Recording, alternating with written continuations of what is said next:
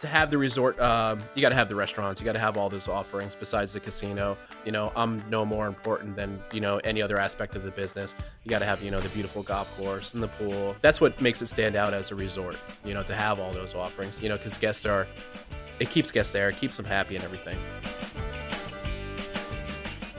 Thanks for joining us on Louisiana's Playground Podcast, your roadmap to all things Lake Charles, Louisiana. I'm Brady Reynard. And I'm Jillian Corder. We're excited to bring you the authentic stories and experiences of Southwest Louisiana with all the tools you need to build your own personal Lake Charles itinerary. Another great show for you today, episode number 32 of the podcast, as we will be headed back to a casino resort. We're talking to Kevin McCarthy, the executive chef of the L'Auberge property, and it is a conversation where you're probably going to leave starved. So, forewarning, eat before you listen to this episode. And speaking of eating, we're going to begin the show as always with the Taste of Southwest Louisiana, a segment we call Envy Eats.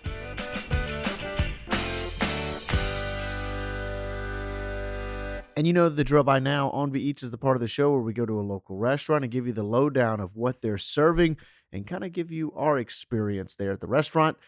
This week, we'll go to Johnny Sánchez, the newest restaurant at L'Auberge, opened just earlier this year, and boy, are they incredible.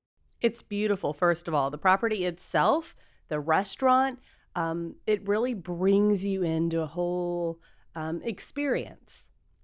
And I really think that's the purpose, right? Because the giant murals all over the wall are actually telling the story of the owner's family. The owner, Johnny Sánchez, he's a New Orleans-based award-winning chef. He's a TV personality, cookbook author. I mean, this guy is as big as it gets when it comes to the culinary scene, works well with guys like Gordon Ramsay, who everyone knows. So Johnny Sánchez is kind of on a level of its own. So for us to have his restaurant here is such a big deal. And he has his story of his family there on the wall through the murals, and it's just a really cool, fun atmosphere there in L'Auberge. It is. He has a really big personality if you've ever watched him on television or on YouTube before. He's got a great personality, and he's really pumped that into this restaurant. And I also love that the restaurant's layout, I would call it deceptively large. Because you walk in and you think, oh, it's just a kind of a little corner booth and the bar, and that's it. But then if you kind of poke your head, you realize that it kind of stretches pretty far in there. And then the doors open and it's an entire patio that's probably equal in size of what the inside is. And you know me, patio seating is where I live. So anytime I get to eat outdoors, I'm a happy camper. And this was a beautiful place to do it. And you're right on the lazy river of L'Auberge. So it's picturesque. The food is perfect. We'll talk about the food in a second. It's just a really great atmosphere. Agreed. It really is hard to beat. I can only imagine coming in when it's even a little bit warmer and the sun is just perfectly out. It's going to be one of those scenes that's going to be hard to beat anywhere in Southwest Louisiana. For sure. I mean, we ate on the patio in December, which in Louisiana you can actually do and be just comfortable. But during the summer months and when the pool is open and ready to go, I mean, that's a fun time for sure. As far as what they do for food, they say that they bridge traditional Mexican food with a cutting-edge modern approach. And I really can see that throughout their dishes because, there's the checkbox things that you expect to have in any type of Mexican restaurant, the tacos, burritos, quesadillas, and then stuff like flautas and chips and salsa and all of those things. And they do all of those and then have just a slight twist on them to make them either really traditional or that kind of a level up, if you will. Yeah, I think that's what's important in the restaurant industry is you don't want to just keep serving the same thing to everyone. And he's taken these really traditional dishes from his family and his experiences and added something to them, and they're delicious. And the ingredients, I think that's something that's really key. I think the ingredients shine the most, whether it's the Gulf seafood that they serve, if you're getting any of the shrimp or anything, or it's just overall the ingredients in which they use very traditional ingredients, and they're fresh, and it's important in what they do there. The freshness is so obvious in the very first dish that was brought out, the guacamole. Fresh avocados, tomatoes, onions, all of that in a guacamole. You can just tell when it's super fresh and it's so good. And that guacamole was super creamy and delicious. Yeah, so the triple dip is what we kind of opened with, as she was saying. The guacamole was one, the queso, and then the salsa dip as well. And it's a red, it's a salsa roja, so it's that red salsa. So fresh, you can tell as well. It's got a little bit of a kick to it, just enough to kind of get you through there. I mean, it's one of my favorite chips and salsa. And when it comes to chips and salsa, right? The tortilla chips, wildly important, and they had beautiful, crispy corn tortilla chips that hit the mark. They're salty as well. I mean, just incredible chips and salsa. Very good. And the queso was delicious as well. It was very creamy. It was just all around really great appetizer to get for sure. Yeah, absolutely. And then they brought out the chicken flautas, which you really enjoyed. I did. They were really crispy. On a bed of guacamole, they had queso fresco and crema on top, a little bit of hot sauce. And you know me, I can't handle hot sauce, so it was just enough. A little bit of kick in there, but it was absolutely just that perfect crunch, the perfect bite to get you started with your meal. Then we talk about one of those signature dishes that is kind of the level up, the modern aspect of traditional fare. They did the pork ribs al pastor, and they were really, really good. So they come out on a plate, and it's they have a glass dome on top, and they have smoke there, and so then they open it, and the smoke comes out, and it's just part of the presentation for them. But as far as what is actually on the ribs, it's an achiote pineapple glaze, some chimichurri as well on top of it, and it makes it so sweet and it's so saucy. And I think what they nail is that the sweetness of the sauce and obviously that pineapple glaze, it pairs so well with the smoky flavor of the ribs as well as the kind of pepper flavor of the achiote. And so it all ties together, and they're just some of the best ribs that you can have, and yet it's the flavor profile is so different from barbecue ribs, like you would typically eat your ribs. And so I think that's what really made it stand out as much as it did to me. Really unique dish and beautiful. It's one of those meals, everything we got was one of those meals you don't really want to touch it because it's too pretty to eat. I've never said that about ribs before, but truly it's a beautiful dish, and it comes out with the canister over it and the smoke pluming out of it. It's just really pretty. And the crispy shrimp tacos, which you ordered, those came out, and I was hoping you weren't going to touch them because they were so pretty. Yeah, so they're masa crusted fried Gulf shrimp, huge shrimp as well. And it comes with a red pepper aioli, pickled carrots, pickled onions. And I think the one thing about it, and there's a reason that they call it the crispy shrimp taco, there's so much crunch within the taco, and it's really, to me, the defining trait about it. You can look at the aioli, and it gives that great tangy flavor that really ties the pickled vegetables together, and the delicious shrimp, but it's the crunch that really pulls it together with the soft flour tortilla, and I think the texture really puts it over. And it's funny, I don't talk about texture a lot because it's not something that typically is wildly important to me, but when it comes to a dish like this, it's hard not to really focus on that being the selling point of it. It's so perfect in that way. I also paired it with the adobo fries, which are shoestring cut fries, and it's very simple. And I think that's the thing that's most important about it is that you don't want to overdo the fries, and it's just some Southwest seasoning, obviously, so some adobo seasoning there with some saltiness there from the salt, and it's just really good French fries. And they don't overdo it from there. So if you kind of want to play it safe with maybe some tacos and fries like I did, that's kind of the way to do it. Saltiness from the salt. Groundbreaking. Yes, yes. And I got what people, I guess, dub a girl dinner. Is that right? Yeah, that's the trend, right? That's the new thing. I don't know if it's a trend, but I've been doing it for a very long time where I either order an appetizer, call it my meal, or order all sides. The sides are the best part, right? These sides were. Well, especially when you also have like 3 other appetizers. Well, sure. I ate a lot that day. Okay. So for my girl dinner, I got all sides. I got the street corn, I got black beans, and I got Papa's Bravas. And the street corn was so delicious. It was one of those, I have all 3 in front of me, but I wanted to finish that entire bowl before I moved on to the next thing. The corn, so fresh. It's got a little bit of a crunch to it, kind covered. It's got cheese in it, covered in that special sauce that I don't know what they make it out of. And I don't ask any questions. I just know it's good.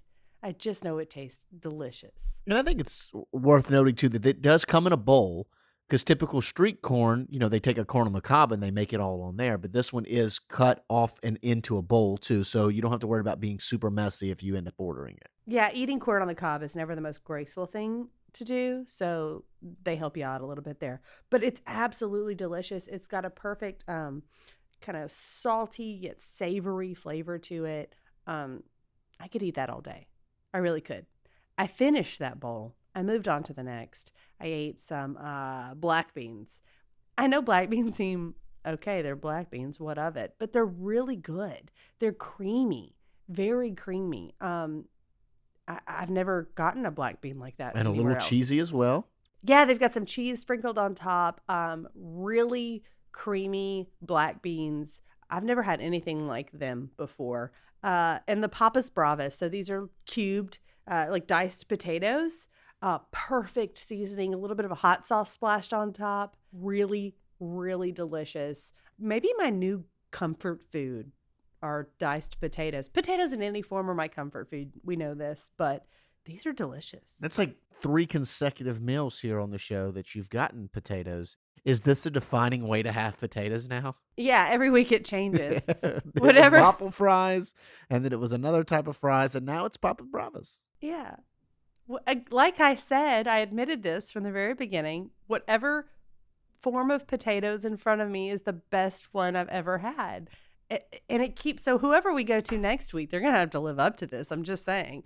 But these potatoes were absolutely delicious. That with the black beans, with the street corn, a couple of flautas off that appetizer plate. I mean, hands down, great meal. Which obviously was a little too much for us to then pivot to a dessert, but there are a ton of great desserts there on their menu too, and they all looked phenomenal. We didn't get to try any, but if there's any correlation to how good the appetizers and entrees are, the desserts are going to each be fantastic as well. And I want to just say something. This felt like an experience. When the food comes out to you, it is presented with so much care and attention to detail and color that it feels like an experience. It's not just a meal put on a plate, here you go, assembly line style. This is Agreed. There is a lot of care happening in that kitchen. Agreed. And I think that's a great way to put it. And when you create a restaurant based off of your culture, based off things that are important to you, I think it shines through from Johnny Sanchez's work. Even through his properties, he has 2 of them now, I believe, one in New Orleans and one here. It is located inside the casino. And in fact, it's one of 8 dining options inside the casino. We'll talk a lot more about that in our conversation with Kevin here in just a few minutes. But when it comes to Mexican cuisine inside L'Auberge, Johnny Sánchez does it well. Yeah, it's incredible, along with the other restaurants there at L'Auberge. Go out, try them, let us know what you think. Drop us a comment. From a great meal to a great guest, we welcome on Kevin McCarthy, the executive chef at L'Auberge. His passion for cooking was forged in his family's kitchen, cooking with his parents in New York. His culinary journey has since taken him all over the country with stops in Vegas, New York City, Pittsburgh, St. Louis, and Baltimore, and he's even worked in Aruba. Outside of the kitchen, he enjoys cycling and triathlons, and how about this? A 2-time Ironman finisher. Pretty accomplished. Welcome to the show, Kevin. Hey, thanks for having me. All right, Kevin. So Southwest Louisiana is known for big city amenities and small town charm, meaning you get all kinds of experiences for those that are visiting Lake Charles and those who live here, from food to outdoor adventures, national and regional entertainment. We've got it all here in the lake area. So we want to know, how do you play in Louisiana's playground? And we've got some questions for you. All right, let's do it. Rapid fire here. Yeah, let's do it. Crawfish or gumbo? Ooh, that's a tough one. I sort of became a little allergic to crawfish in the beginning of the season. Well, the beginning of the year, get a little itchy. I'll take some Benadryl, get past it. So it's tough. I do love gumbo. Probably leaning more towards gumbo. That's what I'm talking about. I think if you require antihistamines, you probably should lean towards gumbo. Yep. What is it about gumbo that really stands out to you? I think the biggest thing is just when you go to like a local restaurant, or if you have like a family member make it down here, It's the love that goes into it. It's the time because it's something that you just can't rush. It's like short ribs, like a braised piece of beef. It takes some time. You got to put some love into it, and I think that's what it comes down to when it comes to gumbo. You can't rush it. And I love that you're someone that's not from here. This is, you've had to be kind of baptized into the culture. And as someone that spends a lot of time in the kitchen, I appreciate the fact that how much you appreciate the art of making gumbo is just as important as what the final product is. Oh yeah, oh yeah. I was blown away by the food down here. Just blown away, like how good it is. It's just completely different from anywhere I've ever eaten before. Wow. That says a lot about what we have to offer. I'm sure here. we'll talk about that soon. Yeah, just a guy from Probably. New York, but man, the food down here. What is it? I probably, the first time I was down here, put on like a good 20, 30 pounds. Came back, yep, same thing. Gumbo weight. Gumbo weight. I yeah. like that. All right. Next question. Poolside or beachside? Ooh, definitely beachside. I love the ocean. I really do. There's just Yeah. something special about it. Yep, absolutely. How often are you able to get down to the coast? Do you spend any time down on our coastline here? A little bit. We'll do some running and riding down that way. So usually don't spend like too much time in the water. But I do get to enjoy being around it and everything. So it Very is nice. Okay, next. Concert or comedy show? Oh, definitely concerts. Yeah. Okay. Any big shows you've seen recently? Last show that I got to see was Tool in DC. So Okay, big Tool. a person, little throwback, huh? Yeah. So it was a great show and everything. So, and I know they're touring again. There's, we have some great concerts coming up next year. I know I can't announce them or whatever, but I'm really excited about one because you're going to be playing acoustic. So it's gonna be... I mean, you can announce them. Like you're not gonna be in trouble with us if you want to announce it here. Well, I still got to go across the back to work and stuff like that. Yeah, so. he still has a job that he's supposed to go back to. I'm not the person that's supposed to announce and stuff. So, but I'm pumped for this one artist coming in. Oh, well. Yeah, so it's good. Now we're all excited. Yeah. Can't wait to All right, find stay out. tuned, I guess, huh? All right. Well, look, let's get into the topic at hand, which is the culinary aspect of what L'Auberge offers. And we'll get into, obviously, the rest of the casino and all of the different offerings. But let's touch a little bit on your background and what kind of led you to get here to Louisiana. I know we talked about you being raised in New York, cooking with your parents. What happened to get you here to Lake Charles? Man, there's so many things. It's just opportunities, just moving around the country. While I was working in St. Louis, the VP of Food and Beverage at St. Louis moved down here. I think it was like right around 2015, 2016, because we were working in the same company. That was Pinnacle Entertainment at the same time, or at that time. So he moved down here, and then I think within about 5 or 6 months, they were just looking for some new leadership on property. So they hired an executive chef. I transferred down as the assistant executive chef. So that's how I ended up down here. Never knew like where my travels will lead me, definitely moving around the country, and I just jump on opportunities, and it looked like a fun when I came down here and visited the property. It was gorgeous. So I was like, yep, definitely. Absolutely. How did you know food was going to be your career? I don't know. It was just something that, growing up, cooking with my parents, something I always enjoyed. It was always something that came easy. And I just stuck with it. Started working at a resort when I was able to work at 14 and just really stuck with it. It was just something that I really loved. I started out at baking and then moved over to just normal, regular cooking and stuff. So fell out of love with baking, which just wasn't my thing. It's so precise. It is. Yeah. It's too precise for me. Right? Yeah. I mean, that's the biggest difference. Now, since you've worked all over the country, you've seen different cultures at work and different, I don't know, I guess you would almost say palettes of different regions of the U.S. Yeah. How different is Louisiana from others? Very different. I just think, I guess the joke is the seasoning that everybody uses down here. And it's a lot of the food has a little bit more kick to it, a little bit more spice to it.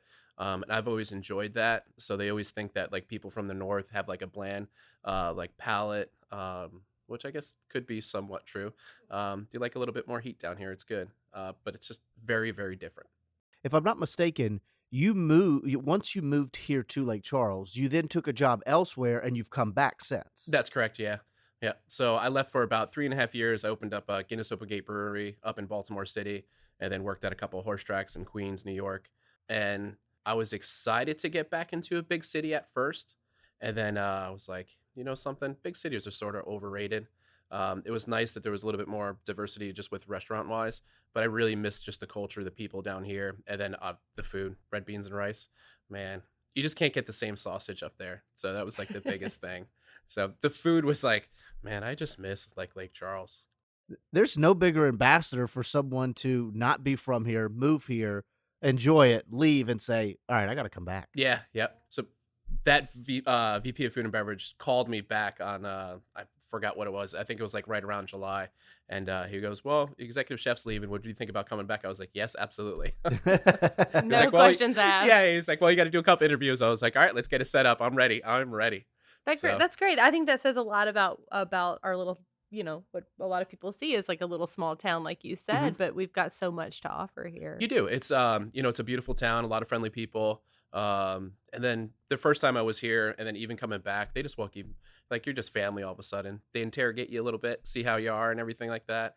But it's a great time. A lot of great people. They say, "Hey, how you mom and them," and then they offer you a plate of food. That's Yeah, pretty much. kind Yeah. of our love language Yeah, here. yeah. Because the first time I lived here, I moved into Muller's downtown, and actually, while I was moving in, I forgot who the manager was at that time, but that night they brought me some food and everything just to get comfort in. So it was pretty Hmm. cool. I was like, this is pretty nice. That's the standard welcome. Yeah, yeah. So at L'Auberge, you're the executive chef. What does that exactly mean? What does your job entail there? What restaurants do you have your hand in?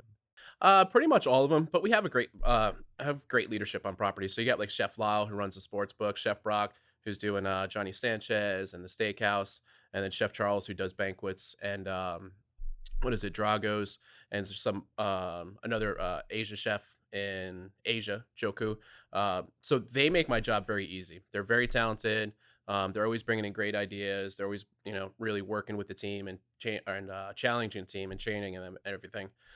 So my job is just to make sure that they have everything they need, make sure all the books are balanced, and just working with the executive leadership team, working with marketing, making sure we got promos going on, and just keeping the guys busy.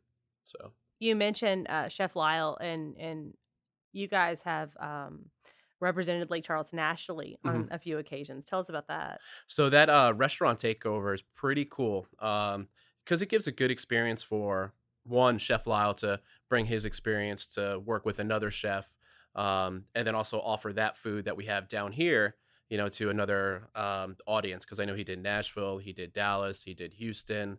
Because a lot of times in those larger cities or just other cities, they'll have Cajun restaurants. They're not. Yeah, Yeah, yeah. that was Quotation quotes. I saw the Cajuns. Yeah. quotes with your fingers. Yeah. So I never knew how much of a I shouldn't say it's just not authentic. So they'll just throw some blackening seasoning on something. They'll get some what they call andouille. It's just not the same or anything like that. They do crazy concoctions of gumbos and just mixing in everything and stuff like that. So it's funny to me now that I know that it's just like, nope, that's not even close. That's not real. So when Lyle goes to these restaurants and goes to these cities, he gets to give that experience, to them, to those chefs and those cooks that are at those restaurants, and it's great, and it's one of the things that I did when I was in Aruba, because they don't, you just don't get to enjoy like real food like that. Yeah. Did you have to bring your own real andouille with you, or? I forgot how. I think Chef Lyle, what was it, drove to a couple of them, but then he'll also get stuff shipped from here to there. So Really bring the flavor with it. exactly, yeah, because one of the biggest things I'll probably say a bunch of times, just the sausage just in this area, you can't get somewhere else. The seasonings in this area, some of the seafood and everything, it's just not the same in other cities. It's very difficult to get. Yeah, and it's all part of the Louisiana Office of Tourism. The culinary trails is what he kind of participates in. Yeah. And I know you also recently participated in a major event with another local chef, Yeah. Chef Amanda Cusey, at the World Food Championships, the bacon division, right? Yeah. Bacon as in BACON, the good stuff. Yep, the good stuff. Yeah. Not the precise measurements that you gave up. Baking. Yeah. It was a good time. It was a lot of fun. I was Amanda's sous chef, so I played, I was the cook, the cleaner, and everything. She asked me probably a couple months ago about it, and saying that she was possibly going to get into it. And she asked me to be her sous chef. I was like, oh, hell yeah, I'll definitely, help you out and everything. Definitely gotten to know Amanda over like the last couple of years. She's a great person, great chef, very talented. Comes up with some like really cool stuff of, places that she's traveled and been and everything, and then mixes in some of the like Lake Charles flavors and everything. Like the garlic pop rocks at the Louisiana Food and Wine Festival that Yeah. she had at her booth. Yeah. We were there and she came up and tapped me on the shoulder and she said, just open your mouth. Okay. Because I Yeah. know that if she's cooked it, I'm in good hands. So I Yep. said, okie dokie. Yeah. And it was, garlic pop rocks, Yeah. which was the strangest and most amazing thing Yeah. all Yeah. at the same time. She was talking to me about it. I was like, how come I didn't get any samples? Yeah. She'll have to make you some. Yeah. Well, look, when you say L'Auberge, you think of so much, whether it is the resort, the golf course, the casino, everything about L'Auberge really stands out, including what you guys offer on the food scene. What do you think about the food scene really makes it stand out at L'Auberge? I just think it's the biggest thing is just the offerings. We got some big names. You got Tommy Sadanovic with Drago's, great seafood brand, charbroiled oysters. You got Johnny Sánchez working with Aaron Sanchez. You got Lyle in the sports book, and then a couple of offerings like little things like D&D, daiquiris and dogs. With Lucky Dogs. And the thing is just the passion that the team puts into the food. Yes, we have a partnership with Aaron Sanchez or with Tommy, but they also give us a lot of leeway with running specials, making adjustments, working with their team. Because those guys, like especially Aaron and Tommy, they're from New Orleans, so their food's it's different from that side of the state to this side of the state. So we were able to make adjustments to make sure that people that are coming here really enjoy it and everything, because they have a different expectation of New Orleans food and then also Lake Charles food, especially people that come out of Houston. So I think that's the biggest thing is just the level of love that the team puts into the food. So You mentioned daiquiris and dogs, which I think is such a unique and fun Mhm. experience. So you're Yep. walking through L'Auberge, which is a beautiful property, and suddenly you're transported. You're in New Orleans. You're on Bourbon Street, basically getting hot dogs and daiquiris. Yeah, That's a really cool experience. it's a cool little spot, especially during the summer, because there's so many kids in there. We flip one of the daiquiri machines into pretty much just like a slushy machine, and it stays really, really busy, especially at late night. It's got a cool vibe. You get some TV, some good music, and everything. It's definitely a lot of fun. That was a unique one, and it was just a space that was not really doing anything, and we just came up with a great idea, partnered with Lucky Dogs, and just ran with it. And it's been, it's great. I think we're in a little bit over 2 years now with it, so Yeah. it was a fun one. The first time I ever saw it, I stopped and said, "Wait, where am I?" 'Cause Yeah, this yeah. is great. It was really fun. Yeah. It was a cool experience, and the Guests love it. I can understand why Yeah. for sure. And the beauty of those restaurants too. So like that transports you to New Orleans. Drago's has its own unique flair with a major bar in the middle of it. Yeah. And then Johnny Sánchez, I mean, just the murals on the walls and the tile, on the floor and on the bar. These are beautiful places. And the murals each mean something to Iran as well. As he says, each are part of his family's kind of legacy. Yep. Yeah. Some of it is what is it, like the doors came from somewhere in Mexico. Some of it has to do with like his tattoos. Some of it has to do with his artwork and everything. He's a trip to work with. He was a good time. And then with the designers, they came in, they looked at the space. They also went over to New Orleans to sort of like pick their brain of his shop over there. But they nailed it between like all the different textures, the cool looking bar, all the flooring and everything like that. Because it's just not a boring, stale white space or whatever. They did an amazing job. And when they showed us all the drawings, I was like, yep, that's it. It does feel like let's run with walking it. into artwork whenever you're there. It definitely does. It's a unique spot. It's pretty cool. It's a really cool spot. I know we kind of gave people a little bit of an introduction to the restaurant in our On the Eat segment at the beginning of the episode, but when it comes to Johnny Sánchez, with the fact that it is the newest restaurant on property, tell us what kind of really stands out from your opinion on what's kind of on the menu. The biggest thing is just it's not. It wanted to stand alone with or stay away from like that Tex-Mex category. He does keep it pretty authentic with a lot of his ingredients and the way that he braises items, especially like the carnitas. And there's a lot of love, and it's, I guess, sort of like gumbo. There's a lot of things that you just can't rush when it comes to, that culture with, making different sauces and making salsa. We make salsa every single day, but it's not just throwing some tomatoes, jalapeno, cilantro, and throw through a blender. There's a lot of roasting. There's a lot of grilling. And then it's the same thing with just like all the components. We make fresh tortillas every single day, and that comes from his grandmother's recipe. We got this cool little tortilla maker. So it's pretty cool. And you mentioned the variety. I know the sports book at L'Auberge is really Lyle's Chef Lyle Broussard's brainchild Yeah. in terms of what he offers. The look at the burgers. I mean, I had a conversation with him for a piece that we did a few months ago, and I was just enamored with his passion for creating and bringing in fun, authentic, sports bar style food. And what he wants to kind of elevate that culture. When we first opened it up, it was a very small menu, and then as we progressed and everything, he has done a lot of just like crazy specials. He's done some, I guess, like throwbacks to like some old barbecue ones. He's done like the chicharron nachos, which it just blows me away how good those things are. And he just comes up with like just a plenty of other things. You have the sportsbook burger now, and then I forgot what the really really spicy one is.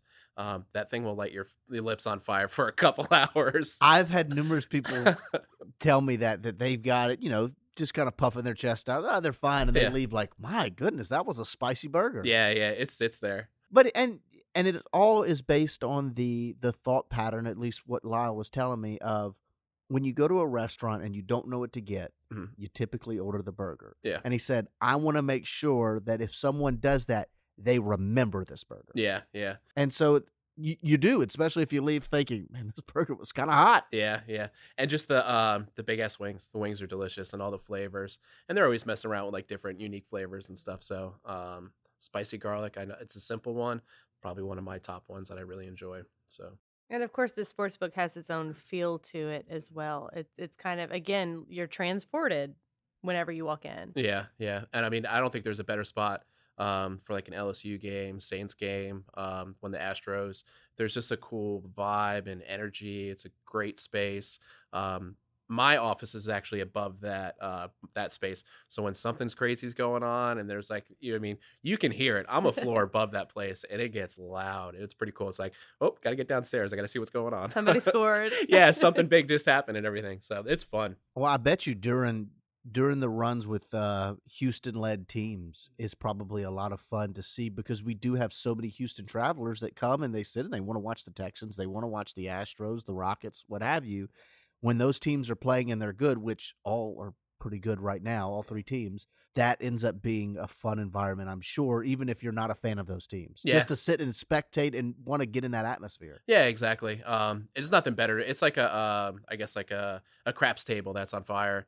It's people are loud, the dealers are getting into it, and that's what happens in the sports book. It's the same thing because the team's doing good, place gets loud, people are getting excited, servers are getting into it, bartenders are getting into it. So it's a great environment when that's going on. And I will say, just to touch on the culinary aspect, their spinach and artichoke dip is incredible. Yeah. Look, I know it's an appetizer on the menu, but we had it the other day, and I was like, my God, this might be the best one I've ever had. Yeah, it's the simple things, So Exactly. yeah. It's the things that people are going to order. The Old Faithful things. You got to make them really unique. Just like that burger, Make it really unique, make it stand out. Yeah, it's the same thing for we're switching over from flatbreads to pizza. You got your standard like pepperoni, you got like a meat one, a supreme and everything, and then we threw a weird one on there. It was like a dill pickle ranch one that's a little bit spicy. So you got your standard ones, and you got like, okay, let's try something a little bit more edgy or something a little bit more fun. And it sells. It's been on the menu since we opened. Yeah, people that want to experiment a little bit when A they little go bit, yeah, when they go somewhere. Exactly. How important do you feel like the food aspect is for the resort experience? It's something that we definitely need. As the chef, I think it's the most important thing. I mean, I guess they gamble on property. I guess they do. There's a casino I've heard of. But to have the resort, you got to have the restaurants. You got to have all those offerings besides the casino. I'm no more important than any other aspect of the business. You got to have the beautiful golf course and the pool. That's what makes it stand out as a resort. To have all those offerings. So yeah, I think it's the most important part of it. Because it keeps guests there, it keeps them happy and everything.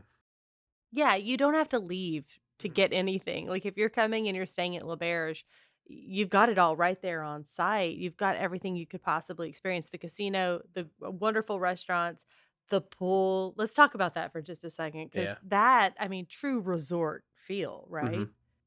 Yeah, when the first time I came down here to interview, obviously they're gonna put me in a nice room that overlooks the pool and everything, and I was like, "Damn, this is a nice place."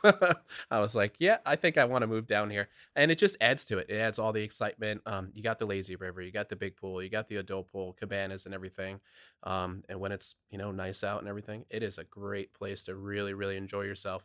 Off the casino floor, out of the restaurants for a while and everything, and you could bring your family here and everything to enjoy. That's the biggest thing. And lucky for us, with our climate, it's nice here a lot. Yeah, exactly. Exactly. And very late into the year and early into the year, depending on how you kind of look at it. Yeah, yeah. We got teased with a little cold weather a couple weeks ago. Yeah, and then it back to immediately disappears. So that's Yeah. one thing. You can come, and even if you come and you're like, oh no, we've come during a cold snap, and the next day it's warm again, and don't even worry about it. Yeah, exactly. Exactly. Yeah, Definitely spoiled. I'm sure a lot of snowbirds visit L'Auberge this time of year to try to, warm up a bit and get that experience, that resort feel for sure. A lot of those guests are coming in for big banquets or conferences, things like that. And the food is no different there. It's amazing also. Yeah, yeah. Chef Charles and the team and Chef Shelley, they do an amazing job. We stay pretty busy with banquets and catering. A lot of holiday parties, high school reunions, normal banquets just for corporate events and everything. Plated events all the way to buffets. What else is there? Little happy hour things, past hors d'oeuvres, player parties, VIP parties. We stay relatively busy in there.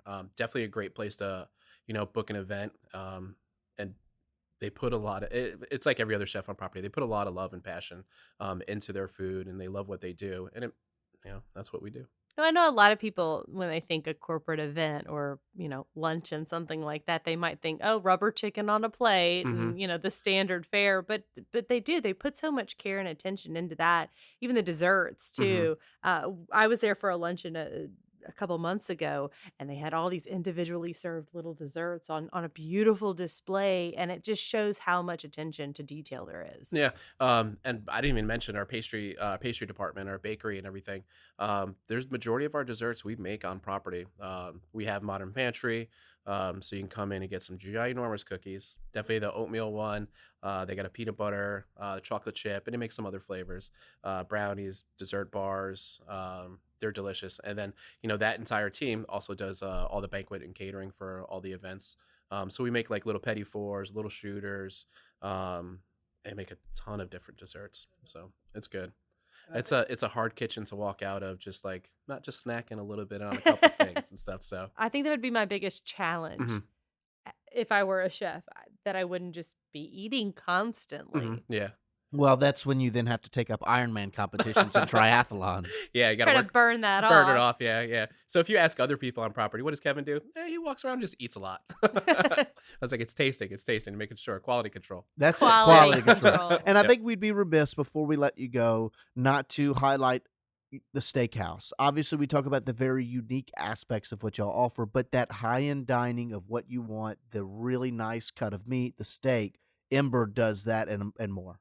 Oh man, one of my favorite fine dining restaurants in the city. Amazing steaks, amazing seafood, sea bass dishes you get blown away by. There's a crab cake that I really love. What else is there? Dry aged ribeye, if you like dry aged meat. They also have a lot of great other cuts. Favorite place to go to, and just a beautiful cocktail area, great dining room, great service, and a real chill bar to hang out, get a glass of wine, get a great craft cocktail made by Kelly. It's a fun, just very relaxed atmosphere in there, and the food is just amazing. Yeah, I'm with you on the crab cake. I've had it before. That is absolutely amazing, along with the atmosphere there. Yeah, it's just gorgeous in there. I love sitting at the bar. I'm a bar person wherever I go to restaurants or different areas, different cities and stuff like that. I love sitting at the bar. You can talk to the bartender. It's a little bit more personable than sitting with a waiter, and it's a great place. Well, we appreciate your time, although I don't appreciate how hungry you've made me. Yeah, yeah. Just talking about all the offerings, so maybe I'll have to swing by and have another meal at L'Auberge very, very soon. But we appreciate your time promoting what is just another amazing asset here in Southwest Louisiana. Yeah, absolutely. It was great having me. Thank you. Thanks again to Kevin for joining us here on the show, but the biggest thank you goes out to you for taking time out of your day to join us here on the podcast. If you enjoyed the show, could you please help us? Leave a follow on the podcast. It's that plus sign that you see there on your screen. Just click it right there for us. And if you have time, please leave us a rating or a review. This all helps us grow our audience and further share the unique experiences Lake Charles and Southwest Louisiana has to offer. Head over to visitLakeCharles.org/podcast for more episodes, where to eat, and events happening this weekend. I'm Jillian Corder. And I'm Brady Raynard. Thanks again for coming play at Louisiana's Playground. C'est you.